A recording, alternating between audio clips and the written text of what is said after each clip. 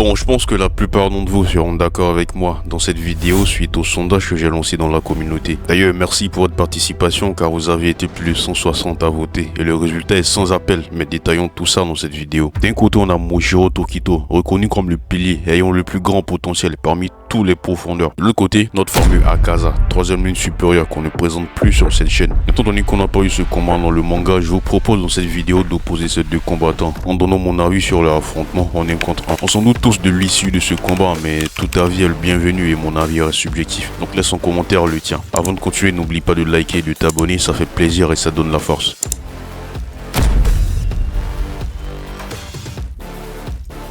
Comme tous les autres piliers, Moshiro Tokito deviendra profondeur et même pilier suite à un passé familial tragique. Cela lui poussa à développer une haine absolue de démons. Mais Moshiro enfouira ce souvenir tragique au plus profond de lui et l'oublia totalement. D'ailleurs, il partage ce point commun avec Akaza qui lui n'avait plus accès à son passé en tant qu'humain. Il s'agit d'un prodige car c'est le plus jeune pilier, âgé seulement de 14 ans. Il réussira à devenir pilier en seulement 2 mois, pour être réalisé seulement par le pilier le plus puissant, Guillaume Imejima. Il possède le souffle de la brume, sauf qu'il maîtrise complètement, à tel point qu'il en créa lui-même un 7e mouvement appelé brouillard, accentuant le fait qu'il s'agit d'un génie. Il utilisa cette technique contre la première lune Kokushibo, qui fut agréablement surpris par la maîtrise du jeune pilier. C'était un exploit. Sa plus grosse entrée en scène était lors de l'attaque du village de Forgeron par la 4e et 5e lune supérieure Antengu et Gyoko. Dès la première apparition d'Antengu, Moshiro dégaina son sabre et lança une attaque. C'était instinctif, avec une rapidité déconcertante, mais l'ennemi qu'il affrontera et qui réussira à mettre hors de portée était Gyoko. Lors de ce combat, le pilier réussira à débloquer sa marque face à la 5e lune démoniaque, faisant ainsi partie des premiers profondeurs de sa génération, si ce n'est le premier à débloquer la marque des profondeurs. Moshiro fut empoisonné lors de ce combat, mais il est extrêmement résistant, rapide et quasi insensible à la douleur, lui octroyant donc un seuil de tolérance à la douleur hyper élevé. Moshiro réussira à tuer la 5e lune supérieure et le dernier combat qu'il mènera était contre la première lune Kokushibo, qui lui fera la révélation qu'il a l'un de ses descendants. Lors de ce combat, il réussira à rougir son arme, ce qui le permettra de figer la première lune pour qu'ensuite ses compères Guillaume, Sanemi et Genya le terrassèrent. Mais malheureusement, le pilier finira par mourir, découpant en deux par la première lune. Je suis persuadé que sans lui, il n'aurait pas réussi à tuer Kokushibo. Il fait partie des profondeurs ayant débloqué tous les pouvoirs possibles. En gros, il s'agit d'un crack ultime et sans le scénario, je pense qu'il aurait été le pilier le plus puissant dans le futur.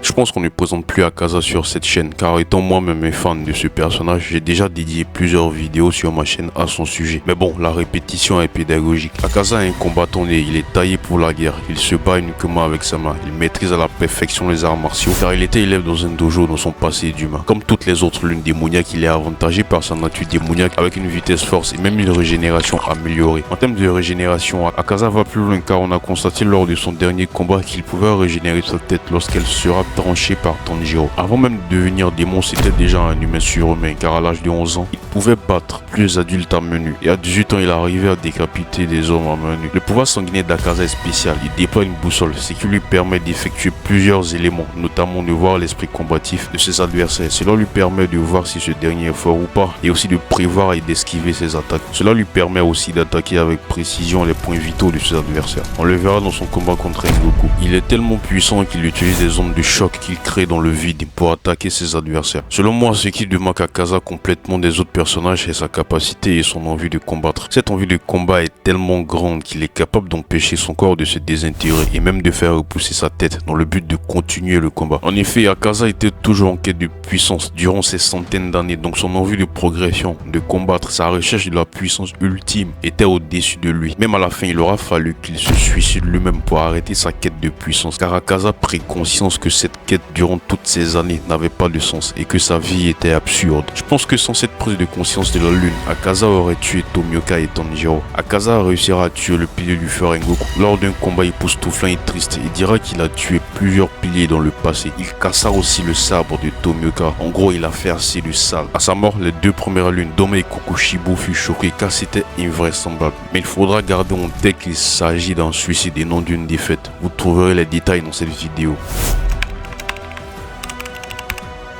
comme la majorité d'entre vous, c'est-à-dire 78% au moment où je fais cette vidéo, qui fait environ 129 personnes, je suis tout à fait convaincu qu'un nez contre un entre ces deux combattants se finira par une victoire plus que convaincante, sans contestation, de la Lune à Kaza. En commentaire, on a eu Lili 127 qui pense qu'Akaza gagne sans problème. Quant à Rappelle-moi You, il dit qu'Akaza humilie le pilier. Et son X6948 pense que c'est logique, car si Akaza bat Guillaume, alors il bat Moshiro par déduction. D'ailleurs, j'aimerais bien lire les arguments de ceux qui sont contre, donc je vous attends en commentaire. Voici les raisons qui me font penser que le pilier se fait oblitérer par Akaza. Déjà, Akaza est avantagé par sa nature démoniaque. On l'a vu lors de son combat contre Rengoku, dans lequel il se régénéra à plusieurs reprises. Je pense même que c'est le plus grand avantage des lunes face au pilier. Pour moi, Rengoku est au minimum égal à Moshiro en termes de classement de pilier. Donc si Akaza tue Rengoku, je pense que Moshiro y passe aussi. Akaza sera donc avantagé par exemple par sa régénération. De surcroît, il peut régénérer sa tête. Moshiro peut utiliser son arme Roji pour empêcher cette régénération ou le figer, comme il a fait avec la première lune. Mais dans le combat contre Kokushibo, il n'était pas seul, donc